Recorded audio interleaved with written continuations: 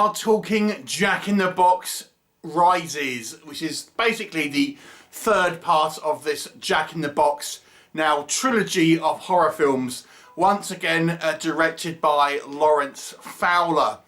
So I actually quite like the original two Jack in the Box movies, and what is the story of this third one? Well, effectively the mythos of this kind of series is this demonic Jack in the Box, which is like a large kind of cubic meter sized Jack in the Box, and if you wind it up and you let this demon out effectively that wants to kill 6 victims, but you as the opener get a wish.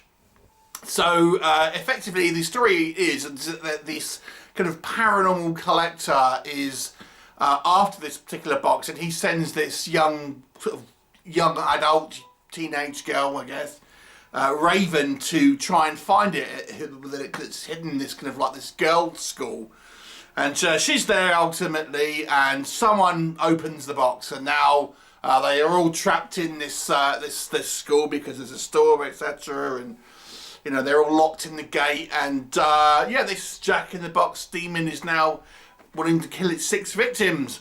What will happen? You have to watch the movie and find out. So let's discuss. So this is a, as I say, a fairly good series, I would say, for a kind of a lower budget British production. And a lot of what I liked about the original 2 movies, I can say I like about this one. The Jack in the Box creature itself, this demon, I think looks fantastic.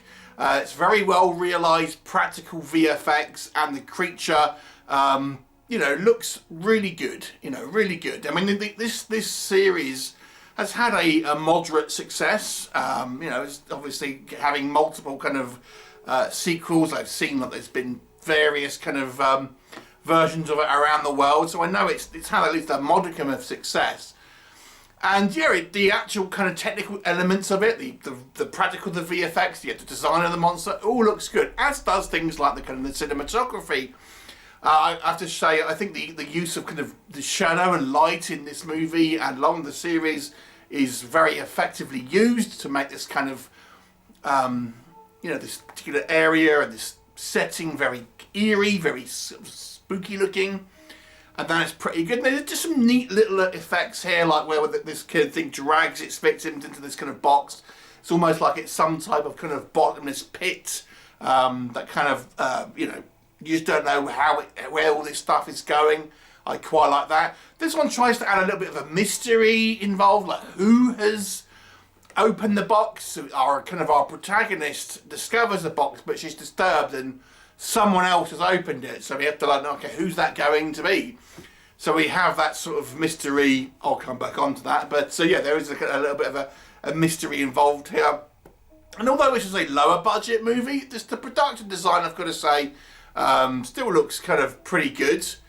So you've got an American actress here as the kind of our lead character, and that's obviously to try and make it more marketable to the US audience, as I would imagine. But you've got a couple of recognisable British actors.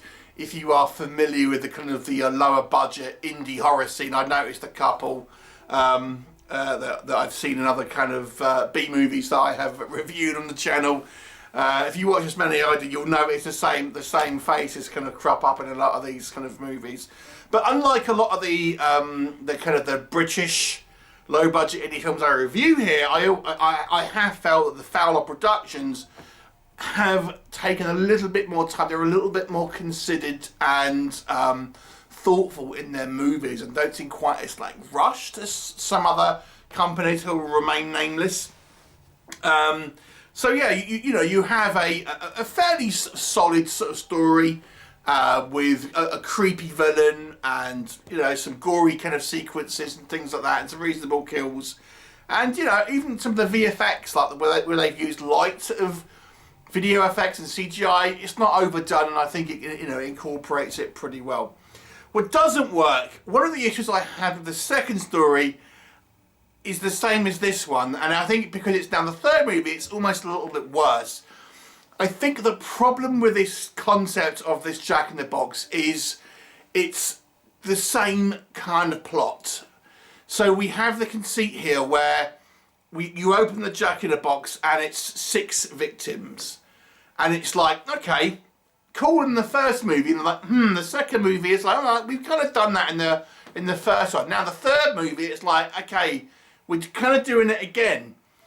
And so they tried to have this extra element with this mystery, but ultimately it's kind of the same plot.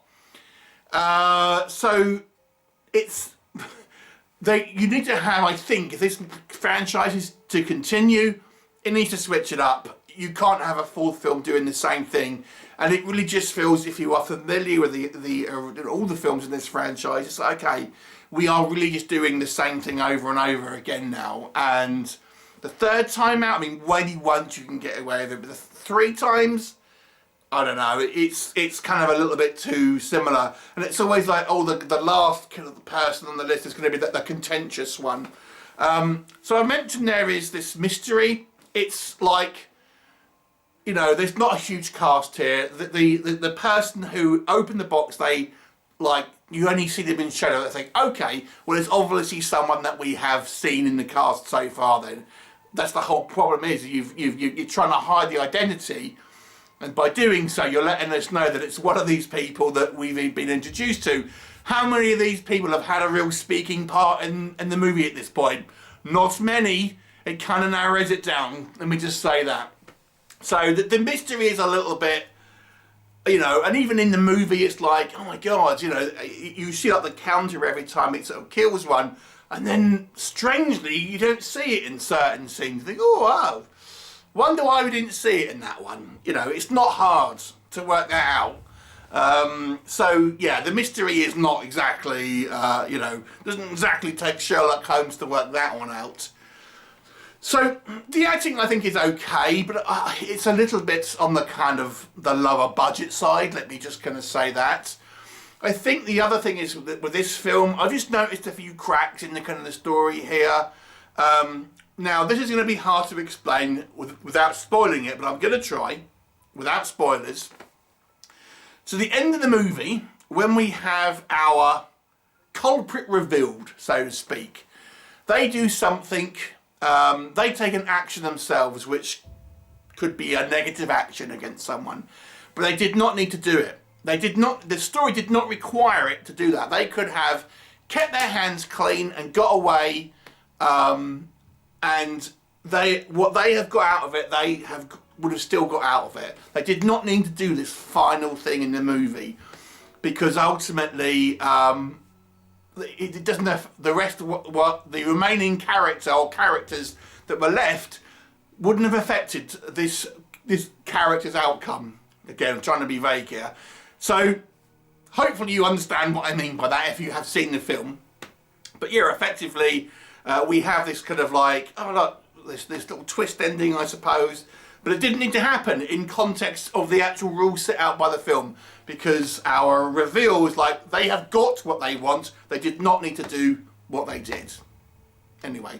But there's also a few other little kind of niggles I have here. The whole point is, oh look, you know, we can't call out for help. You're in a boarding school. This place is going to have computers with internet access, fire alarms, things like that. It's not going to be that hard to get help. And it's just like, you know, it doesn't quite gel as a kind of like a well thought out story about, you know, why there's certain things that can't be done. I mean, they needed to be trapped in like, I don't know, like tunnels where there's no, something like that, where you don't have these options available to you. So, you know, it's fine. This movie is a serviceable horror film, but I think it's just repeating the same beats now of the other 2 movies. And, you know, it was great in the first movie. The second movie, I say, was a little bit of a higher budget film, I think, and yeah, it could have done the same thing, but now, I don't know, it's a little bit too over-familiar. It doesn't really have anything new to offer. It doesn't really kind of like push a story forward. And I do think there were some, a few kind of like minor flubs in the kind of the story there. And yeah, you know, it ends up being kind of average. So that's what I'm going to give it, an average score of 5 out of 10. Have you seen it? What did you think of it? Leave me a comment and I'll look forward to seeing you next time.